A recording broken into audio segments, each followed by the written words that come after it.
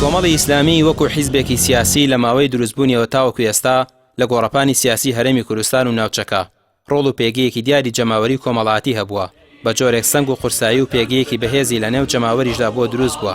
کۆمەڵی ئیسلامی شانازی دەکات بەو دەستکەوتانەی کە لە ماوەی 19 ساڵی تەمەنیەوە هەیبووە دیاترینیان لەبەرەی جەماوەربوونیەتی و هەمیشە لەگەڵ خواست و داواکاری ڕەوای خەڵکیدا بووە. زۆر جار لایەنێکی سیاسی لە قۆناغێکا لەگەڵ خەڵکایە بەڵام لە قۆناغێکی ترە لە دەسەڵاتدایە. کۆمەڵی ئیسلامی لەو کاتشکە لە دەسەڵاتدا بووە توانیوەتی لەگەڵ جەماوەری کوردستانە لەگەڵ خەڵکە بمێنێتەوە لەو بەرەیە بێ کە خەڵک هەرتا زۆرجار واز لە پۆستەکان و دەسەڵاتەکان هێنراوە بۆ مانەوەی بوونی لە سەنگەری جەماوەردا. کۆمەڵی ئیسلامی لەسەر ئاستی دەرەوەشدا پەیوەندی باشی لەگەڵ وڵاتاندا هەیە و سیاسەتەکانی بۆ بەرژەوەندی گشتی بەکارهێناوە. لە هەمان کاتدا بەهۆی ئەوەی هەمیشە لەبەرەی خەڵکدا ماوەتەوە باجی قورسی داوە بەڵام پێداگر و سوور بووە لەسەر بەدیهێنانی دادپەروەری و خۆشگوزەرانی بۆ خەڵکی کوردستان.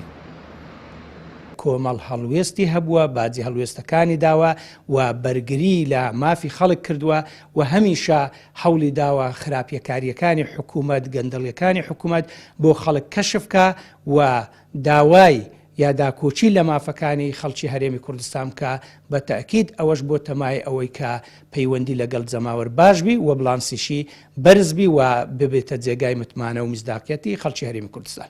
کۆمەڵی ئیسلامی لە ناوچە جێناکۆکەکانیش هەمیشە لە هەوڵی ئاشتەوایی و تەبایی پێکاتەکاندا بووە. کاری کردووە بۆ پێکەوەژیان و ئاشتی و برایەتی کێکێکە لە سونەت و ڕێبازەکانی ئاینی پیرۆزی ئیسلامیش. کۆمەڵی ئیسلامی لە سەرای دروستبوونی و هەڵگری ئەم پەیامەیە کە پێویستە بە یەک ئاراستەیە هەنگاو بنین پێویستە هەمومان پێکەوە ئاشتی و تەباینی و پێکاتەکان بە یەکڕیزی نێوانمان ئەپارێزێ بۆیە گومانش لەوەدانیە کە هەموو جارێک لەگەڵ لایەنەکانی ناو شاری کەرکووک و ئەبینەوە دانیشتنەکەین ئێمە هەموو جار جەختمان لەوە کردوێتەوە کە پێویستەکە ناوکۆچیەکان وەلانین بۆی بتوانین ڕوبەڕووی ئەو ستەم و دوژمنداریانە بینەوە کە بەرامبەر شارەکەمان دێتە ئارەوە. کۆمەڵی ئیسلامی کوردستان لە سەرەتای دامەزراندنیەوە تاوەکو ئێستا لەسەر یەک سیاسەت بەرنامە و پلانەکانی جێبەجێ دەکات خزمەتکردنی هاوڵاتیان لەبەرەی هاوڵاتی بوون و دژی گەندەڵی و نادادپەروەری هەمیشە دەنگی دلێری بەڕووی ستەمکاراندا هەڵبڕیوە.